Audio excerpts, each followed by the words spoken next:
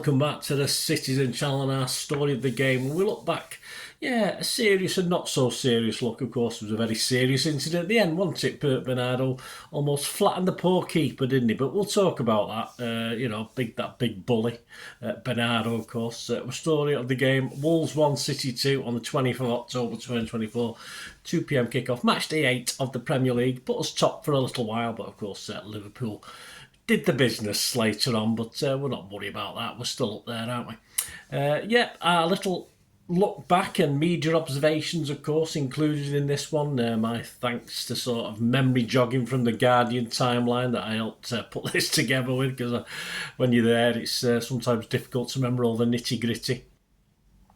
Please check out my player ratings feature as well, guys. We much appreciate. Have a quick look at that if you can, and spread the word, please. If you are new to the channel, push that subscribe button, push the bell notifications, everything City past, present, and as long as I can keep going. So it'd be great to have you on board. And if you do check through the channel, see stuff on my film and TV, yes, on my channel as well. So that's another passion of mine. I don't get as passionate as I do about football, but it's up there. Yes, I don't jump off my seat very much watching films and TV. The odd tear, but thankfully City have not caused me to cry. The only last time I cried about with City was I got a bit tearful, but I wasn't crying. It was just before the Champions League final in Istanbul, so I was all right afterwards. It was even before we started playing, but hey, that's another matter. Anyway, let's get back on with this, and I'll let you know other ways you can help support the channel at the end of this little story of the game. Right, a lot to get through. Yes, I did stick with the same team in my Pepsi 11 as Fulham, so obviously there was 3 changes, so I got 3 wrong. Simple as that. I was a bit surprised to see, of course, both wingers starting this one, Xavi and Doku, against Wolves. Had an ability to break, and we know that. So perhaps a bit bold from Pep, but let's outscore him. I think that was his philosophy, but it didn't quite really work, did it? The 11 we got anyway: Ederson, Lewis, Stones, Diaz, Gvardiol, Kovacic, Gundo, Bernardo, Savinho, Doku and Haaland. On the bench, Ortega and Carson, Ake, and I see Ake back, Grealish, Akanji, Nunes, Foden, O'Reilly and McAtee. I believe Akanji had a little bit of a knock, but not that bad not to put him on the bench, which is a bit odd, but there you go. Wolves, Sarr, Bueno, Dawson, Gomez, Semedo, another Gomez. They got 2, haven't they? T Gomez and J Gomez. Andre Lemina, Etneri, Kuna and Larson. Story of the game, yes, a very early slice from Doku, well wide after a nice back heel from Gundo in the box. I was critical of Gundogan in my player ratings, but he did do one or two nice things, just a few more not so nice things. After 7 minutes, we're 1-0 down again. We're making a habit. There's been a few games where we've been behind and been behind first as well. A ball like wide from Bueno sent Semedo moving forward on the right. Seemingly no problem, but there was no rush for Gvardiol to get back or anywhere near him, and he put a nice ball across just straight into space, and it was simple for Strand Larsen. Well, it wasn't that simple. He took it really well, but it appeared simple. Of course, our back four had gone missing in action. Ederson unable to do anything. I'm not going to blame him for anything there. Lewis had, of course, lost Strand on the halfway line, and he never quite caught back up with him. But Diaz, Stones, and of course Gvardiol are all culpable for that awful goal. They just watched basically as Semedo moved forward and set up that. It was a great pass, but we give them that option. So disappointing after 7 minutes. 9 minutes, Savio finds Gundo in turns, finds Bernardo with a lovely drag back again. I mean, that's a couple of things Gundo did really well, but Bernardo shoots them just inside, about 16 yards out, but good save, palms away the dive. That was a good save, and okay, you'd expect the keeper to make it, but still a good save. 90 minutes, another Wolves break. We could have been 2-0 down. Kuna puts it into Strand Larsen, who turns first time return pass into the stride of Kuna again, who taps a ball through the middle for Semedo, charging through again. Do we not learn? Anyway, Guardiola's on his tail, doesn't look like he's going to catch him, and Semedo tends to try sort of move to his right a little bit, of course, and that gave Ederson the chance. He just nudged it a little too far, and Ederson the chance to pounce. And if you remember last season, we had something like this where it was ended up as an own goal, but the ball fortunately ricocheted back off Gvardiol, but ricocheted off for a corner, so we did all right. But a good block from Ederson. He timed his block very nicely. 33 minutes, we're back in it. Gvardiol and Doku exchange passes. It doesn't look to be too much danger.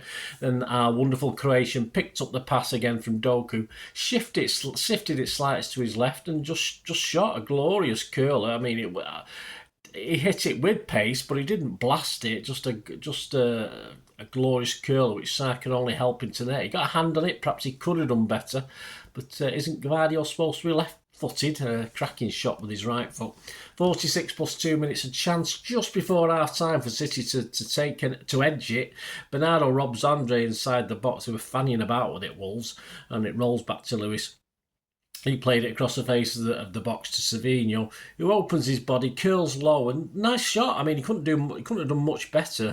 Low and hard through a crowd of players. Unfortunately, the crowd of players should have been a player too, extra, because he might not have seen it. But Sarr manages to see it fairly late, but plunges and gets a solid hand to it again, making a save round the post. That was a good save at a crucial time. He had a good game, Sarr. Half time, it's 1-1. All too a little bit deliberate from City. I did slag Gundo off for his speed of taking corners. He was responsible for taking corners, and he was just, for me, strolling over. I don't expect him to bust a gut and sprint, but I do expect more than a speed walk over to take corners when you're 1-0 down or it's 1-1 in a game you should be winning, but there you go. Anyway, a bit too deliberate from City overall, not just Gundo, everyone else as well. But Wolves not making it easy, lots of men behind the ball, and possibly had the best two chances of the half, one which of course he scored with, and the other one very nearly, but perhaps Erling will come on for the second half, I was hoping, perhaps. Be a bit cruel answer, never mind, but I didn't think it, did you? Second half, 46 minutes, Wolves send Doyle on for Andre. He gets warm applause of course, from all four sides of the ground.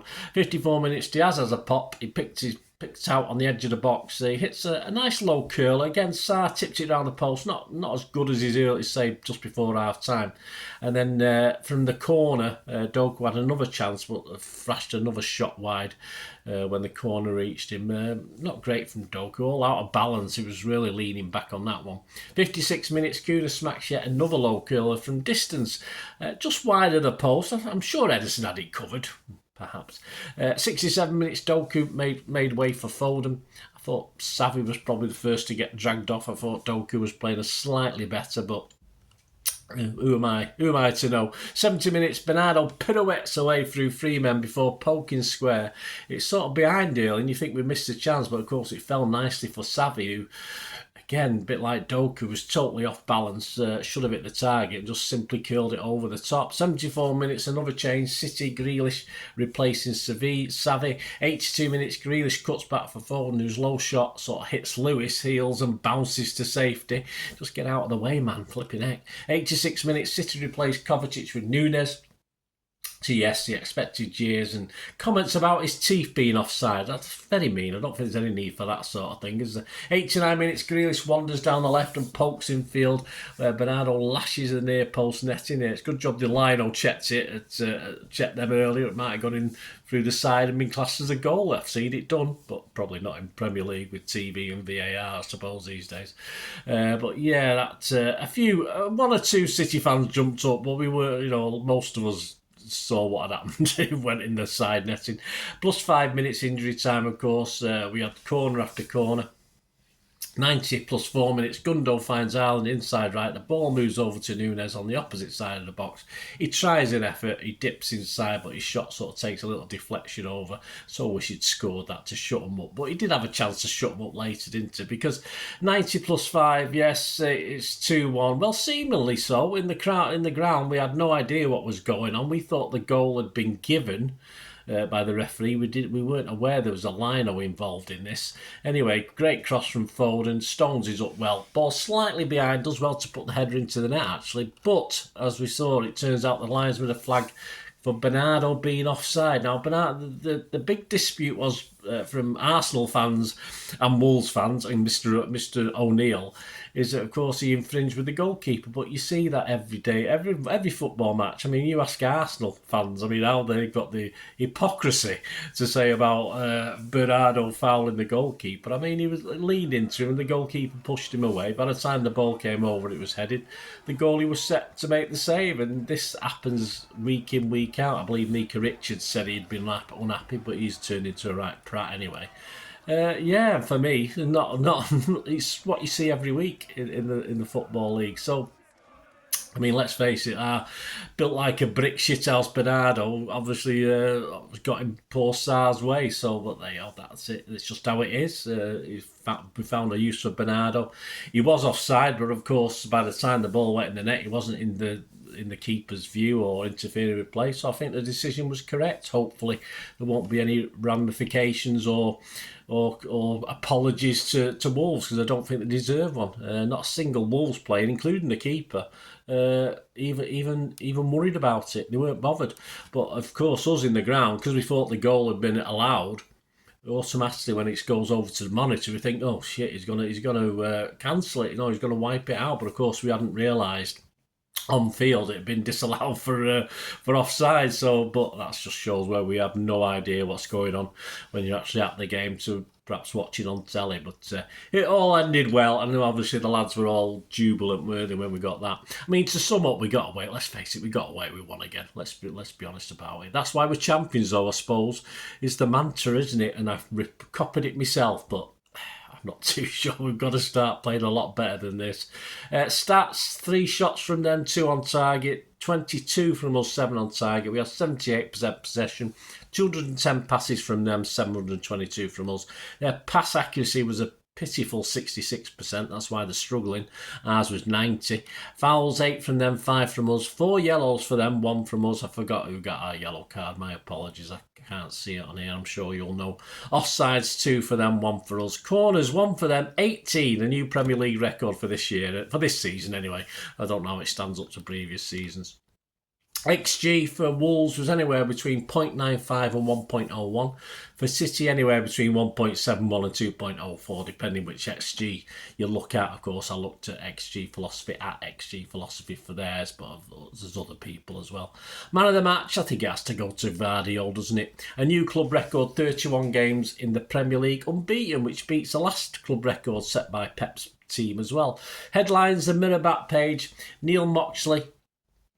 O'Neill: Wolves got ref justice against big boys. Well, we're one of the big boys now. Hey, Little City are one of the big boys. Well, I'm happy about it. I thought that's a good headline, that. We're one of the big boys. Inside: Stones gives Pep satisfaction, and the Mirror rated Stones an 8. And just have a quick look at our local Rag the Manchester Evening News, because a couple of other papers just whinging about Gary O'Neill, so we're not worried about that. The local Rag the Manchester Evening News, more positivity, of course. Front page: rock on Stonesy. Back page: stone me, it's John again. Inside: Simon Bukowski, Johnny on the spot as Stones once again rescues City in added time. Yes, no mention of it being a foul and it shouldn't have stood and all this, because it's our local paper. We love it, don't we? Okay. And top rated, Gvardiol. Yeah, rated an 8 with Simon Bukowski. So there you go, guys. Thanks for joining me. Let me know your thoughts. Check out also the player ratings show. And very quickly, and I'm going to go away and do that. Well, I'm going to have my dinner now. I'm going to have my lunch, depending how posh you are. I'm going to have my dinner because I'm a northern lad. I'm going to have my dinner and then come back and have a look at a Pepsi 11 for the game against Sparta Prague. So that should be out Tuesday morning, depending when you're watching this. If you're watching it in 3 years' time, it was out Tuesday morning 3 years ago. But hey, there you go. Also, please check out my specials on João Cancelo as well, guys. A lot of effort went into them, and he did play pretty well for us for a couple of seasons. So if you can find a bit of time to put that into your schedule about João Cancelo, please do so. And of course, already available is our City 130 special, which is basically just a look at Sparta Prague, as in, because we never played them before. So in our 130 years plus history, we've never played them. So I found out a little bit about them. So football first, we call that equivalent of. So because it's a football first. So check that out as well, guys, if you can. Thanks for watching. Please stay tuned for ways you can help support me. That'd be wonderful if you can. Well, I hope you enjoyed the feature, and if you can support me through the subscription, if you can subscribe, guys, that'd be wonderful if you've not already done so. We do actually have memberships at the moment, just 99p a month, so you get access to all my City stuff, including all the history vlogs, dozens and dozens not been published yet that you get immediate access to, and every time I do a edit and do a vlog, you get immediate access to it as well. So you can have a copy of scripts as well if you want any hard copy of the sort of things I do on matches and teams and managers and players, etc, etc. So If you can join the membership, that'd be wonderful. We do have sponsors at the moment. P6505 are our current sponsors. They have a little eBay shop. So if you check in the comments section, there's a link there to the shop. They sell movie posters from the 90s and 2000s. They sell DVDs, some classic Hollywood movies, some classic foreign language ones. And if you do see anything you fancy on there, if you do place an order, just mention me, just say Bernard sent you, and you automatically get 10% reduction in the cost of your order. So fill your boots, guys, and my thanks to P6505. And yeah, if you want to support the channel just by watching the ads, that helps. Watch the ads, let them play through while you just have to check your phone or something, let it play out.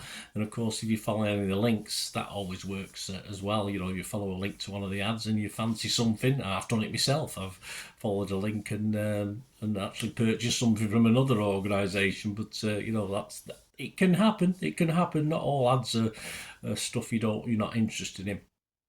And of course, if you can give us a like, guys, that would be absolutely fantastic. All likes are much appreciated. Anyway, thanks for watching. Until the next time, of course, I only ever ask one thing, don't I? Please, I ask you all to stay safe, especially you Blues. Until the next time, come on, City. Bye for now.